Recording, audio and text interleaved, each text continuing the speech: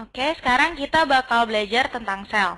Nah, seperti biasa kita mulai dengan mendefinisikan apa itu yang disebut dengan sel. Jadi, sel itu definisinya adalah unit terkecil dari makhluk hidup.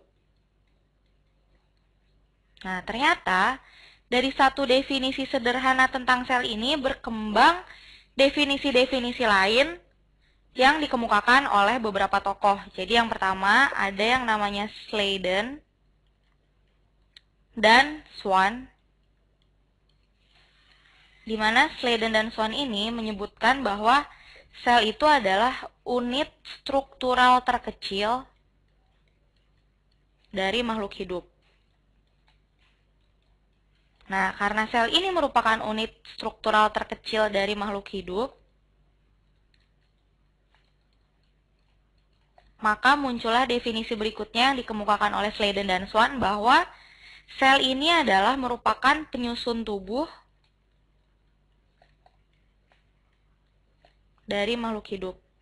Nah, jadi pokoknya si Sladen dan Swan ini bicara tentang struktur. Sementara itu, kemudian ada tokoh yang namanya Mark Schultz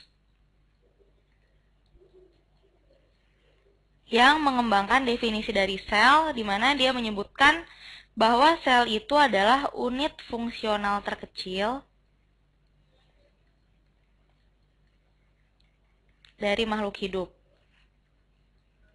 Artinya, jadi seluruh aktivitas kehidupan itu udah terjadi pada tingkat atau pada level sel. Jadi selain pada tingkat organisme, si aktivitas-aktivitas kehidupan ini udah terjadi juga nih di tingkat sel. Contohnya apa? Contohnya misalnya adalah aktivitas respirasi. Di mana respirasi itu di sel terjadinya di mitokondria. Sementara itu yang kedua misalnya adalah aktivitas pencernaan. Di mana pada sel aktivitas pencernaan itu terjadinya pada lisosom. Contoh lain misalnya adalah aktivitas reproduksi. Di mana aktivitas reproduksi itu terjadinya di sel adalah di sentriol dan di nukleus.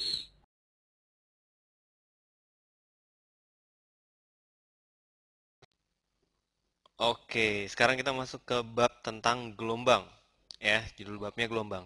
Nah, tapi ada beberapa materi dasar ya yang perlu lo kuasai nih sebelum lo belajar tentang gelombang. Materi dasarnya bukan di fisika, tapi di matematik. Yaitu tentang apa?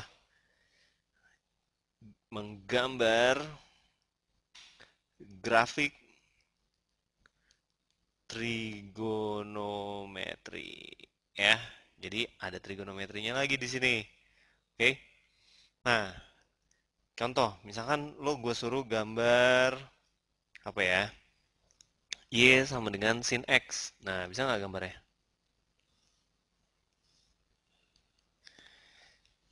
Masih ingat gimana gambar Y sama dengan sin X?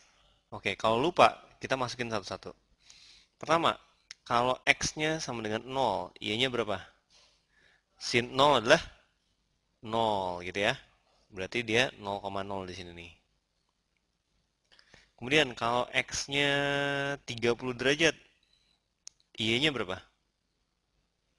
Y-nya adalah, ayo berapa coba? Atau gue bikin tabel aja deh, biar enak. Ini X, ini Y ya. Kalau kita mau gambar grafik, setidaknya kita bikin satu periode. 0, periode terakhir tuh 360 ya, 360. Tengah-tengahnya itu adalah 180. Di sini ada 270. Di sini ada 90 derajat. Nah, gitu. Oke. eh sin 0 ya. Kalau X-nya 0, berarti Y-nya berapa? Sin 0 adalah 0 gitu ya. Oke. Sin 90 derajat itu berapa? 1. Sin 180 derajat 0. Sin 270 itu adalah min 1. Sin 360 itu 0. Kalau gue gambar, ini 360 di sini, ini 180 di sini, ini 90 di sini, ini adalah 270. Kalau gue gambar, di sini dia 0, di 90 dia 1, di sini min 1, di sini 0, di sini min 1, di sini 0 lagi. Nah, gambar grafik sinus itu gini. Nah, nanti lo lihat bahwa persamaan gelombang itu apa? Persamaannya adalah sinusoidal kayak gini. Jadi kita bakalan pakai fungsi-fungsi trigonometri itu, sin, cos, dan seterusnya. Ya. Jadi gitu. Sin X, Y sama dengan sin X. Grafiknya kayak gini. Nah, kalau misalkan gue tanya, gimana gambar grafik Y sama dengan sin 2X misalkan? Nah, gimana tuh? Oke, grafiknya pasti kayak gini juga. Pasti sebenarnya kayak gini juga. Ya, cuman nilai X-nya beda. Oke, nah, X-nya beda. Gue buat gini nih, X ini Y. Kalau tadi kita ambil periodenya dari 0 sampai 360, ini satu periodenya cuman dari 0 sampai 180 aja. Ya, berarti di sini 135 ya. Oke, jadi kalau X-nya kita masukin 0, berarti sin 0 itu kan 0 ya. Berarti sin 0. Kalau X-nya kita masukin 45, berarti sinus 45 kali 2 gitu kan. Sin 90 sama dengan 1. Kalau X-nya kita masukin 90, berarti kalau gitu sin 180 sama dengan 0. Baik lagi ya, kalau X-nya kita masukin 135, berarti sin 2X-nya itu adalah sin 270. Ini sama dengan min 1. Ya, terakhir ini sin 180, X-nya 180, berarti 2 kali 180 itu adalah 360. Ini sama dengan 0. Grafiknya sama juga, 0, 1, 0, min 1, kemudian 0. Gini grafiknya. Ya, cuman di sininya 45 derajat, di sini 90 derajat, di sini 135 derajat, di sini 180 derajat.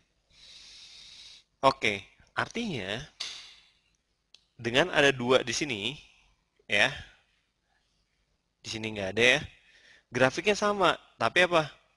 Tapi ininya beda. Kalau tadi dari 0 sampai 360, yang sekarang itu dari 0 sampai 180. Jadi kalau gue gambar Y sama dengan sin 2X, itu grafiknya kayak gini. Nah, gitu ya. Lihat ya. Dia mengecil. Oke. Nah, grafik trigonometri nanti lo perlu perhatiin itu bentuk umumnya gini. A sin KX min theta. Ini bentuk umumnya gini. Atau bisa juga kemudian K, ya pokoknya gitulah. Ya, min theta. Nah, nanti kita akan perhatiin apa aja kalau nilai A berubah, bagaimana perubahan grafik. Kalau nilai K berubah, bagaimana perubahan grafik. Kalau nilai ini berubah, bagaimana perubahan grafik. Ya, nanti kita lihat animasinya.